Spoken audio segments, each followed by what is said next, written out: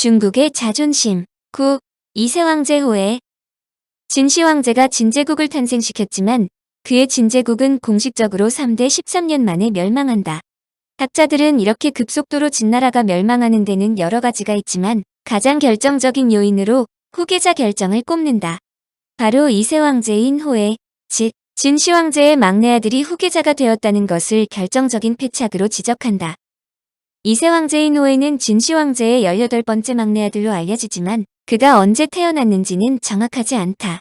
사마천의 사기의 진본기에 의하면 호해가 등극할 때의 나이가 12세였다고 하지만 진시황 본기에는 이대 황제 원년에 그의 나이가 21세라고 하고 있다.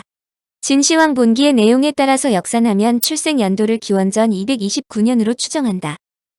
호해는 통일 중국 즉 진나라의 제2대 황제이자 중국 역사상 두 번째 황제인데 중국 역사상 최초로 시해당한 황제이기도 하다. 그리고 그가 자살한 지 한 달 보름 후 영자영이 한 고조인 유방에 항복하여 멸망한다. 막내 아들 호해가 이세 황제가 되는 연유는 비교적 잘 알려져 있다. 기원전 210년 진시황이 순행에 나서면서 호해와 모사꾼 조고도 동행했는데 진시황이 사구에 이르렀을 때 병세가 악화되어 결국 사망했다. 사기에 의하면 진시황이 장남인 부소가 제위를 계승하도록 유언했으나 조고가 승상 이사와 짜고 진시황의 유서를 날조해 호해에게 제위를 계승하게 하는 것으로 나온다. 그런 후 부소와 몽염에게 자결하라는 명을 위조하여 발송했다고 한다. 사기의 내용만 보면 그다지 이상할 것은 없다. 당대의 칙서를 위조하는 것이 간단한 것은 아니지만 진시황제가 사망했으므로 비밀리에 뚝딱 조작하는 것이 어렵지 않다고 생각하기 때문이다. 더불어 당시 진시황제를 수행한 이사와 조고는 당대의 핵심 중 핵심이므로 진시황제의 국세를 관리하고 있음이 틀림없다. 그런데 학자들은 사마천의 사기에 나와 있는 이들 기록에 대해 상당히 부정적인 의견을 보인다. 시황제 본인이 이대 황제로 태자인 부소로 지정했으나 그의 사후 환관 조고와 이사가 자신들이 권력에서 소외될 것을 두려워해 유언을 거짓으로 조작하여 호해를 이대 황제로 옹립하였다고 하는데 이 말을 그대로 믿기에는 너무 허점이 많다는 것이다. 한마디로 이런 엄청난 음모가 어떻게 일반인들에게 알려지며 그것도 사마천이 그랬을 정도이냐는 것이다. 그야말로 황제위를 다투는 극비의 일이 버젓이 나돌아다닌다는 것은 가짜뉴스라 해도 너무했다는 뜻이다. 한마디로 앞뒤가 맞지 않아 이들 내용 자체를 이해할 수 없다는 것이다. 학자들은 조고와 이사가 진시황제의 칙서를 위조한 것이 아니라 당대의 여건상 어떤 이유로든 시황제가 직접 호해로 결정했을 개연성이 높다고 설명한다. 여기에서 가장 먼저 지적된 것은 사마천의 사기를 보더라도 시황제가 장남인 부소에게 마음이 떠나 있던 것이 분명하다고 주장한다. 그렇지 않다면 황태자인 부소를 만리장성 건설하는 곳에 보냈을 리 만무하기 때문이다. 당대의 여건상 언제 암살 공격받을지 모르는 상황에서 황태자를 멀리 두는 것은 상식이 아니라는 뜻이다. 더구나 부소가 태자, 후계자로 칭해지기는 했지만 사실 시황제가 생전에 부소를 직접 후계자라고 언급한 적이 없다는 것도 지적함이다. 후계자를 공식적으로 지명하는 태자 제도는 춘추 전국시대에 상당히 보편화되었으며 후계 구도를 안정시키는 데 도움을 주었다. 진시황의 아버지 장양왕이 후계자 서열이 떨어짐에도 진나라 왕위를 계승할 수 있는 원동력도 사전에 후계자로 지명되었기 때문이다. 그런데 부소를 변방으로 보냈다면 그가 후계자 경쟁에서 탈락했다는 뜻이다. 그런데 막상 시황제는 호해에게도 사전에 힘을 실어주는 말을 하지 않았다는 점이다. 사마천은 바로 이런 내용을 근거로 조고와 이사가 뚝딱 시황제의 칙서를 조작했다고 하는데 여기에서 석연치 않은 것은 진시황제의 충신 중 충신으로 진나라를 진정한 통일국가로 만든 이사가 칙서의 조작에 가담했다는 것이다. 당시 진나라는 법가 사상이 지배적이었는데 법가는 이사의 전매 특허나 마찬가지이다. 그런데 법가에서 장자 5대가 기본인데 이 와중에 이사가 조고와 짜고 멀쩡하게 장남인 부소가 아닌 막내 아들을 임명했다는 것은 비상식적이라는 것이다. 그러므로 이사가 호해를 황제로 옹립하는 데 찬성한 것은 충분한 이유가 있었기 때문이라는 뜻이다. 일부 학자들은 호해가 진시황제의 18명의 자식 중 막내라는 점에 방점을 찍는다. 당시 북방 기마 민족 계열에서는 기본적으로 막내를 후계자로 세웠다. 이는 한치도 알 수 없는 혼돈의 시기에 막내를 우대하는 것은 막내가 형제 중에서 가장 오래 살 수 있다고 생각했기 때문이다.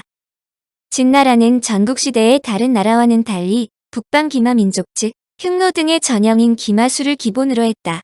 그러므로 당대의 진나라를 야만국가라고 왕따시키기도 했다.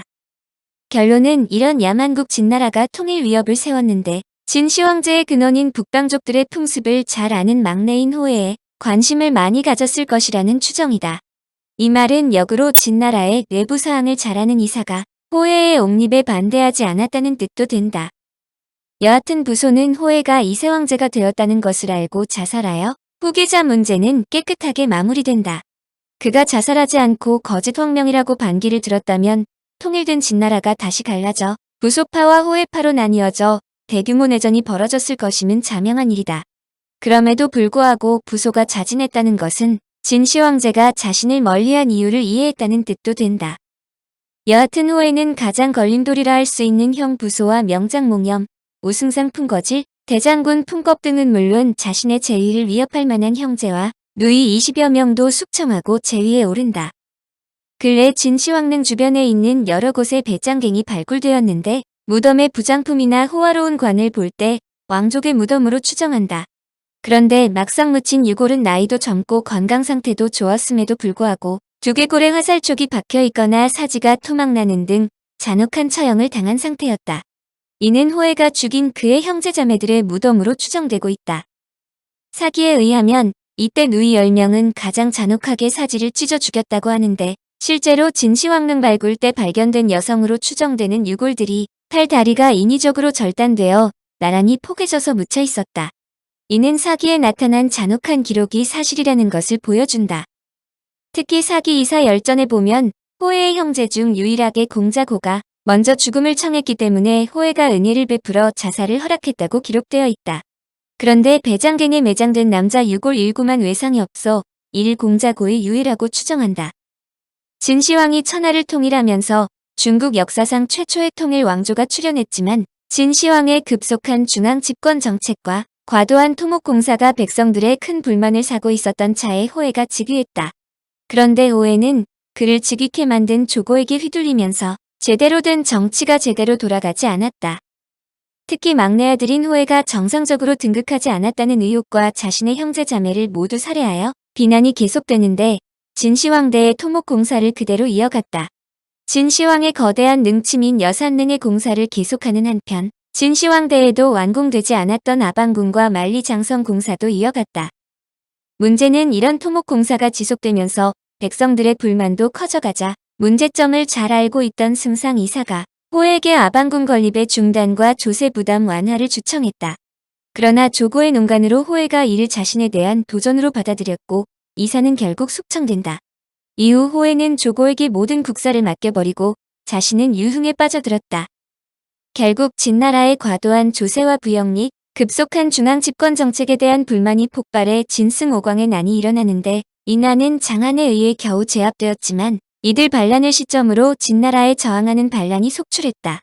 그럼에도 불구하고 호해는 진시 황제가 명목만 살려둔 위나라의 군주를 폐하여 명실공히 중국을 완전히 통일한다. 그러나 진승오광으로 촉발되어 유방항우 등의 세력들이 일어나고 이들이 진나라의 수도 함양을 향해 진격해 들어오면서 진나라는 위기를 맞게 된다. 상황이 이렇게 긴박하게 돌아가고 있음에도 조고가 중간에서 보고를 차단한 탓에 호해는 정세를 전혀 모르고 있었다. 이런 가운데 진승오광의 반란을 제압한 장안이 조고의 모함에 제거당할 위기에 처하자 장안이 항우에게 투항한다.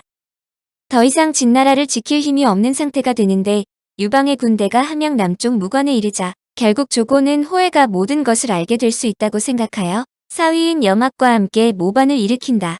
18사략의 호해의 마지막 순간에 대해 이렇게 언급하고 있다. 호해.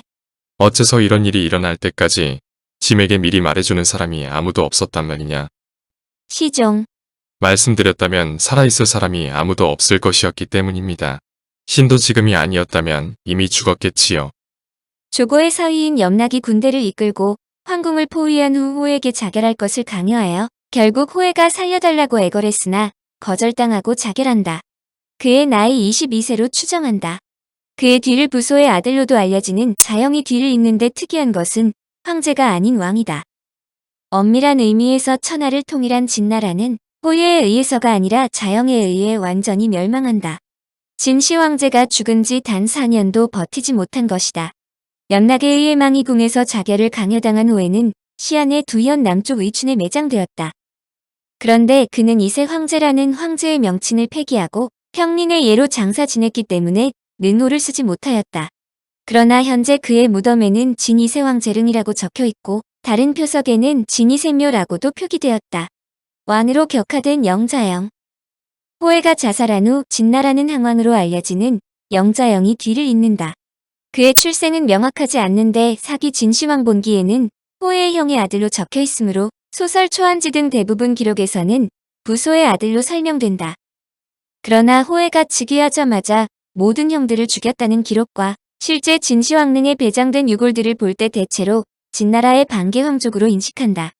황제 칭호를 포기하긴 했지만 후대인들이 삼세 황제라고도 부르기도 한다. 그런데 그가 왕위에 오른 것은 상당한 에피소드가 있다. 조고는 이세 황제인 호해가 자살하자 당대의 인망이 두터운 자영을 옹립시키고 했다. 그런데 자영은 즉 위식 당일에 병이라고 칭하고 결석했고 거듭해서 사자의 설득을 거부했다.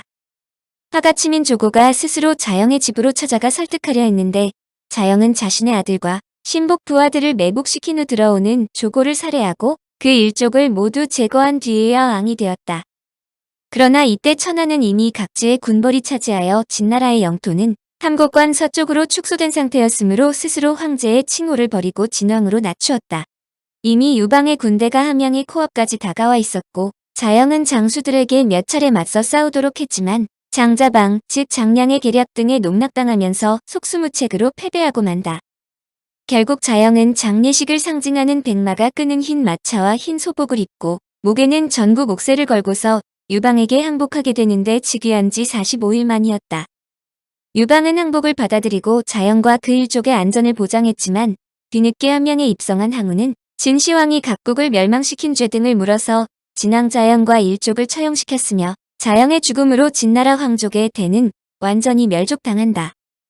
항우의 자영 처형은 당대의 민심이 항우에서 유방으로 넘어가는 결정적인 계기가 되었다.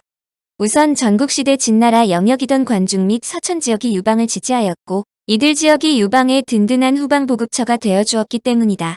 학자들은 사실상 이때부터 항우는 내리막길로 치닫기 시작했다고 말한다. 청취자에게 원하는 것은 1. 구독 2. 좋아요